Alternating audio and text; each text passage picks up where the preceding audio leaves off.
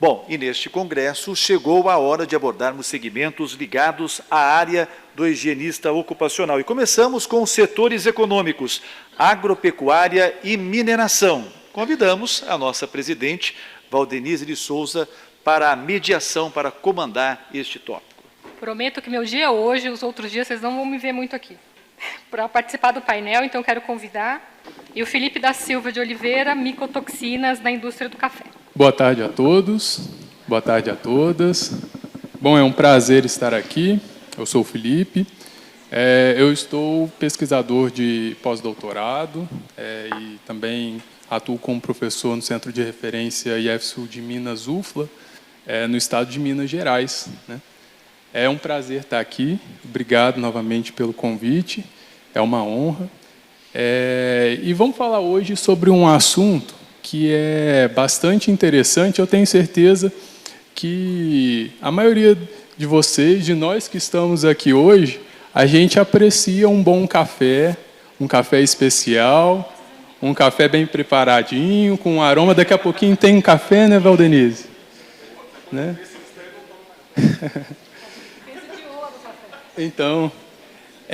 Então a gente gosta de um café, né? Um café, o aroma, quando ele chega à nossa xícara. Mas existem alguns agentes de risco, né? E é sobre isso que é o objeto da minha apresentação hoje, que estão presentes e que não são amplamente conhecidos ainda, né? Que são as micotoxinas, né? O tema da minha apresentação, as micotoxinas na indústria do café.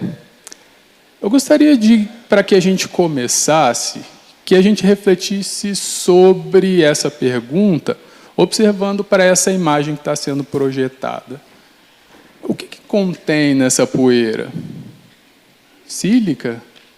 Endotoxinas, né? Que inclusive a CGIH agora estabeleceu os TLVs no ano passado, né, que são partes da estrutura bacteriana, né, que podem estar presentes nessa poeira e no ar, nesse tipo de ambiente de trabalho, mas também as micotoxinas, né? O que são essas micotoxinas? A gente vai falar um pouco sobre isso, então, nessa apresentação. Bom, e para a gente ilustrar, então, pessoal, sobre o tamanho, o quão pequena, né, o quão pequenas são essas partículas que a gente vai falar hoje, eu trouxe essa imagem que vai nos ajudar a entender um pouco sobre a dimensão dessas moléculas. E aí, para isso, eu projetei aqui, né, o nosso sistema solar. Então, essa bola gigante aqui representa o nosso Sol, né? E ela teria o tamanho, né, seria referente ao tamanho de uma partícula de poeira respirável, equivalente ao nosso Sol. E as micotoxinas, olha os tamanhozinhos dela aqui, a gente nem consegue observar. Seria menor, né, proporcionalmente, ao tamanho da nossa Lua, da Terra. Então, são partículas muito pequenas que elas, às vezes, podem passar desapercebidas, mas que têm uma gravidade, né, que podem comprometer a saúde dos trabalhadores potencialmente expostos. Tá bem? Tá joia. Beleza. Bom, pessoal, então talvez a pergunta que a gente pode estar se perguntando agora é: como que essas micotoxinas elas chegam então até a indústria? Como que elas potencialmente podem contaminar esses trabalhadores? Bom, na apresentação de hoje, então, eu vou falar, né, como que essas micotoxinas podem chegar na indústria do café, lá no rebenefício. E aí, para isso, vamos passar sobre alguns pontos, né, que ocorrem durante o processamento ao longo dos elos da cadeia de produção do café. Né? Atualmente no Brasil, a gente pode dividir aí os cafés comercializados entre cafés especiais e cafés commodities, né? Ou ainda os cafés gourmet. Né? Mas os cafés especiais são aqueles que possuem, né, um atributo diferenciado, um melhor aroma, um melhor sabor. Né? E, devido a isso, esses cafés eles têm preços diferenciados no mercado. E essa diferenciação no preço ocorre devido à qualidade desse produto, que pode estar mais ou menos contaminado conforme a forma como o processamento ocorre, seja na colheita, no processamento ou mesmo no armazenamento, podendo chegar com maior ou menor contaminação, né, e potencialmente contaminar esse trabalhador de uma maneira mais ou menor. Vou precisar voltar o slide aqui.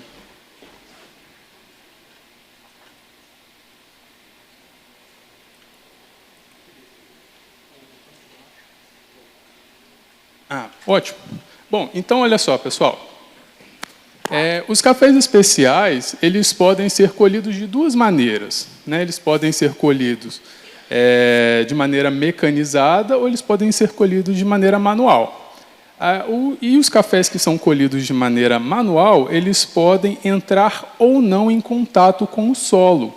Lembrando que o solo é o habitat natural de fungos micotoxigênicos que são capazes de produzir essas substâncias, né, que vão potencialmente ser carreadas para os próximos elos da cadeia de produção e assim chegar à indústria.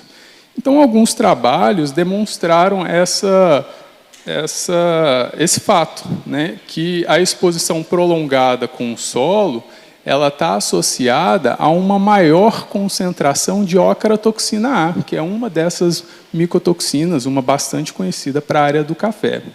E os grãos que são secados na própria planta, ou seja, eles não entram em contato com o solo, que é o habitat natural, eles não tiveram essa contaminação com a ocratoxina A, ela não foi detectada. Um outro ponto, e aí já durante a secagem, né, quando essa secagem ela ocorre tanto de maneira mecanizada ou mesmo nos terreiros, esses terreiros, que é onde acontece lá no sul de Minas, de onde eu venho, devido a variações aí da própria questão geográfica, a maior parte vai ser secado nesses terreiros, pelo menos uma parte inicial aí da secagem. E aí, quando esse terreiro é feito de diferentes materiais, como, por exemplo, pode ser feito de terra, pode ser feito de lama asfáltica, pode ser feito de concreto.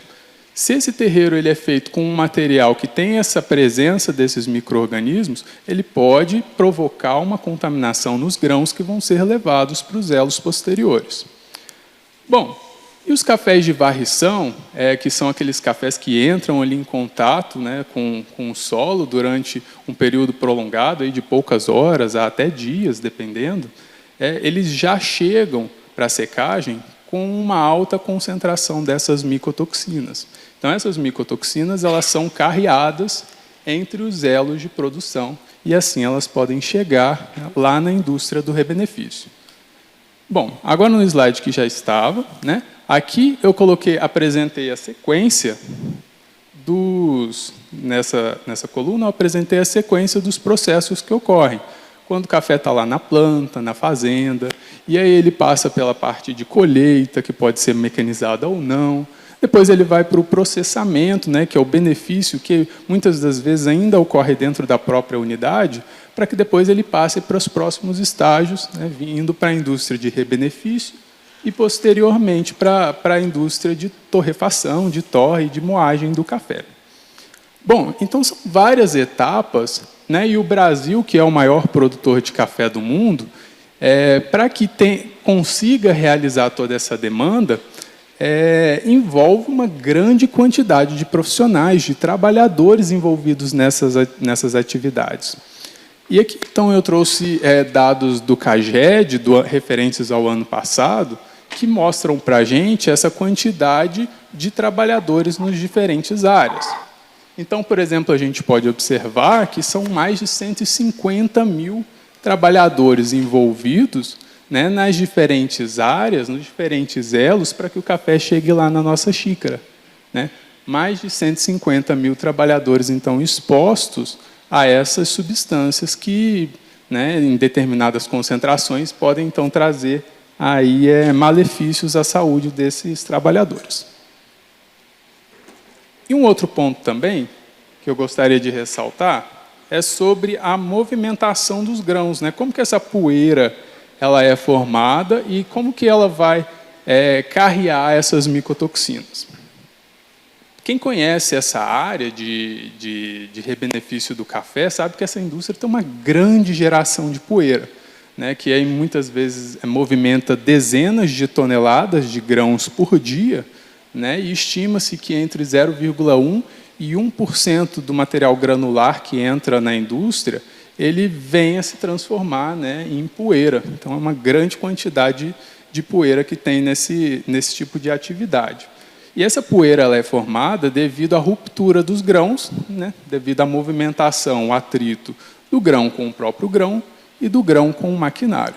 E, então, há essa formação da poeira, onde essas micotoxinas e os produtores também, os fungos micotoxigênicos, vão ser carreados e podem, então, ser inalados por esses trabalhadores.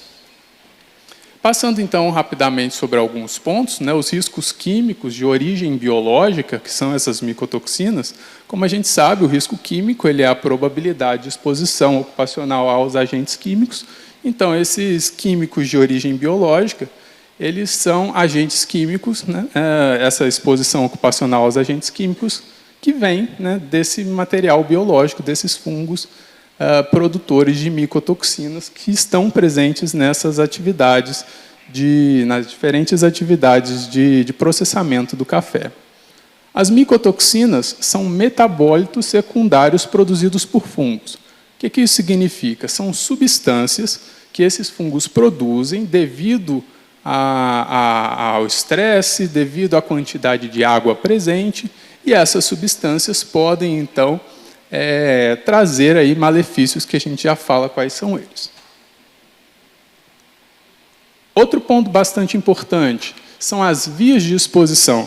A Magda falou agora há pouco sobre a exposição dérmica, né, que também é uma via de exposição para essas micotoxinas, além da exposição por inalação, né, existindo também a ingestão de alimentos, mas nesse caso ela já é menos relevante para a gente do ponto de vista da exposição ocupacional.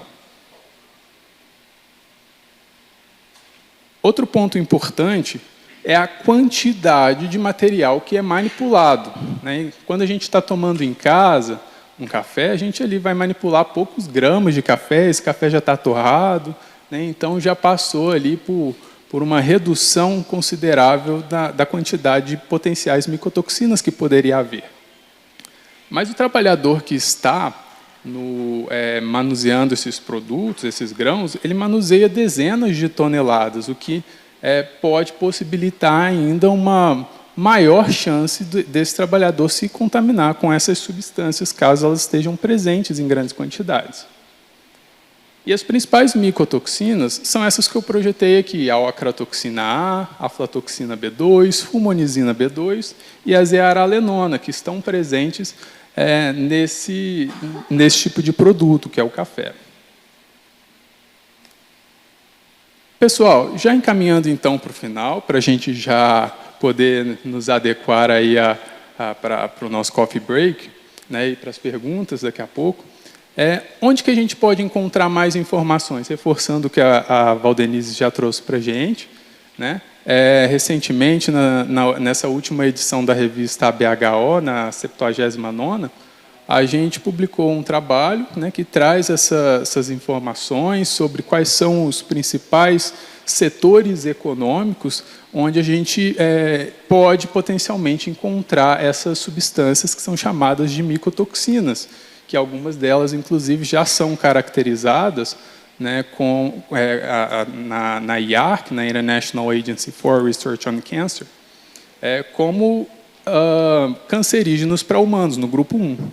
Então, é bastante interessante, reforço o convite para a leitura. Está um trabalho bem bacana, que a gente escreveu com bastante carinho para a BHO.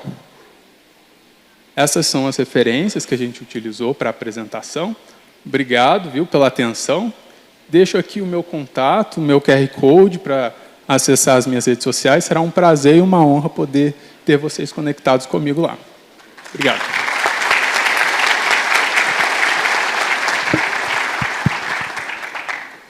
Vamos só finalizar. Felipe, a última aqui para você, do Marcos. Qual a característica do terreno pode reduzir a geração de micotoxinas?